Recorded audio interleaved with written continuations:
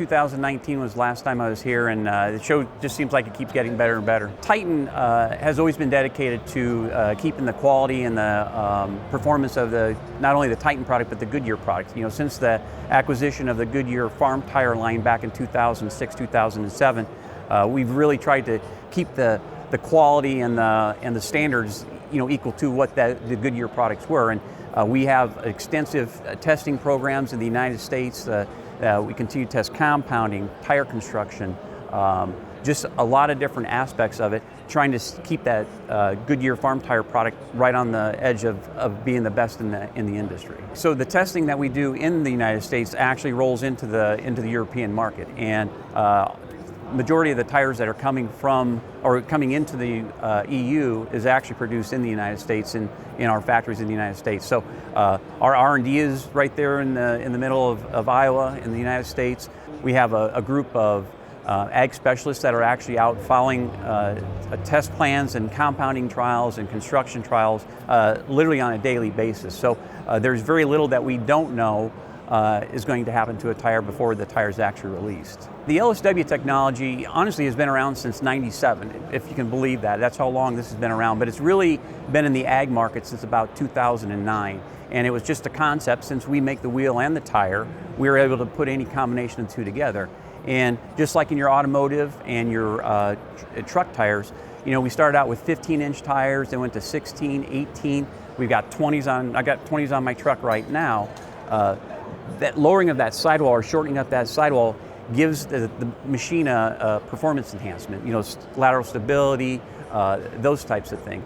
And so we just moved that over into the ag segment, where you take let's say a 38-inch wheel and put it into a 46-inch wheel. That adds a lot of stability and a lot of performance aspects to a tractor. And now we've got sizes not only from, you know, 600 section width all the way up to the world's largest ag tire, which is the LSW 1400 30R46. And what we're finding out is that people are realizing that there's a true benefit to road loping, power hop, keeping the power to the ground. With that lower sidewall, you get less buckling in the sidewall and less power hop. And that's basically what power hop is. And then again, road loping, you got that big spring of a sidewall, and as that tractor starts rolling, you get this harmonic bounce. Well, with that shorter spring, you dampen that. So and you can still run the lower inflation pressures at IF and VF type technology. So in the United States, and it's coming over to Europe a lot more now, it's become a thing. It used to be we go to shows and it's what is LSW, and now it is, will it fit on my tractor or can I get them? So it's been a great, you know, ride here in the last basically 10 years, getting this up to the point now it's offered at every OE level for tractors and sprayers, but it's been a huge success story for Titan. So our R14 line actually kind of came out of a show that was over here, probably back in 11, one of the first shows that I came here, and was noticing on some of the applications here, especially like the compact utility tractors, the smaller tractors, a lot of the questions that I would get from an end user is, I want to go from an ag tread to an industrial tread or to a turf tread.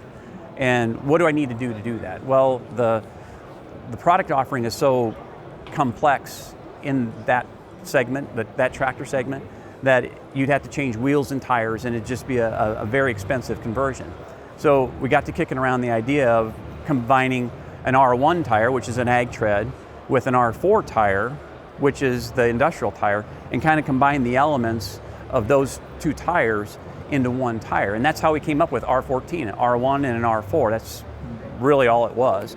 And so we created this hybrid design that now you've got the high lug to void ratio center rib of the elements in the center with the actual ag elements out on the shoulder.